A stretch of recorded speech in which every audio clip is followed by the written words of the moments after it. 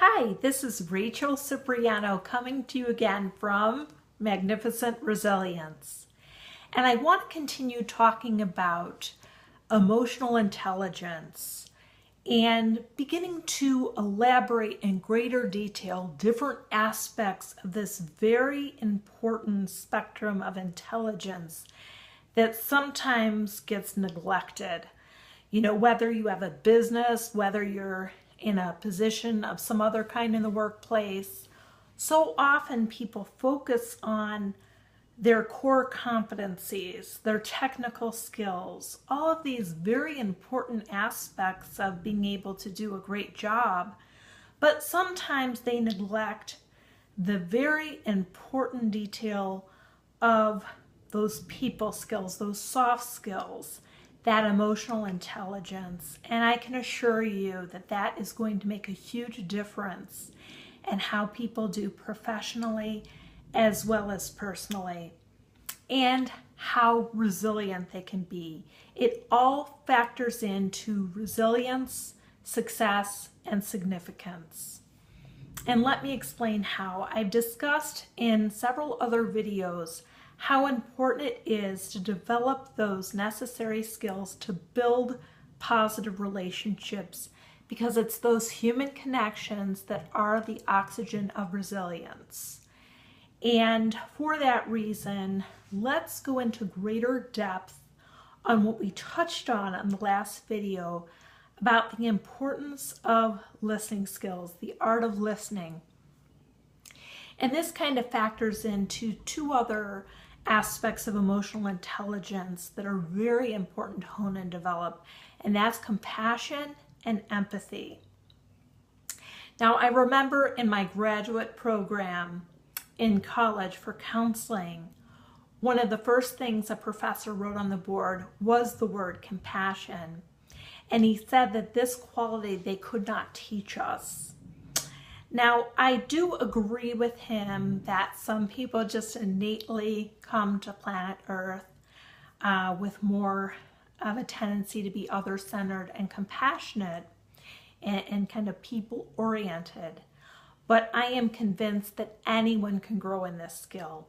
Sometimes life itself helps kind of through a process of erosion to kind of teach us greater compassion for others when we go through difficult situations. A lot of times that gives us a greater empathy for someone going through a similar situation. In my case, from the time I was quite young, I was a very driven person. I had my master's degree by the time I was 23. However, when I was a senior in college, when I was about 21 years old, I had my first bout of clinical depression.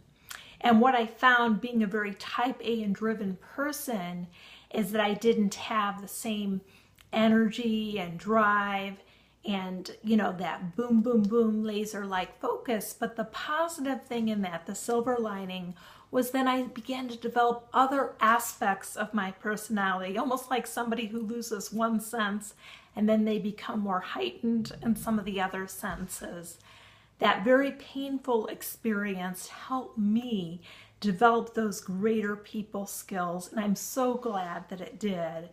So again, just getting back to the listening, as I said in the last video, you know, if you want to be listened to, you've got to understand the importance of learning the art of listening. And so what you want to do is, you know, definitely come to a conversation that you're looking to develop a relationship through networking, through an interview, through, you know, meeting a friendship, or to strengthen an existing relationship. Really try to put into your mind, okay, what is going on with this other person? Let me not only hear the words they're saying, but look to understand, because so often when we say something, there are many different levels of what we're trying to communicate.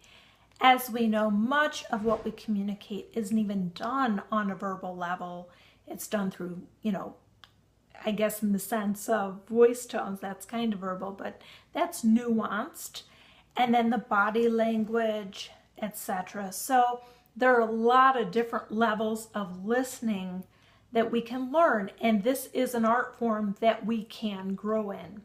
But the very first step is understanding how important it is.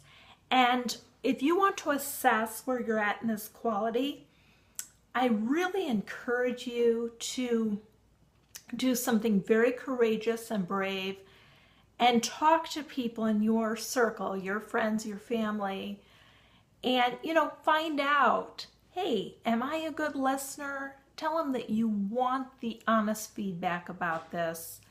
And then you can kind of assess where you are and what you need to grow in. So I encourage you to understand the necessity of listening, of really coming to the table in your relationships with an attention to what exactly is going on for another person, doing your best to have compassion, doing your best to not interrupt, but to kind of have a back and forth dialogue that's helpful to both parties. And again, take this in. I want to make sure these videos aren't too long because I don't want to overwhelm. I know how busy life is.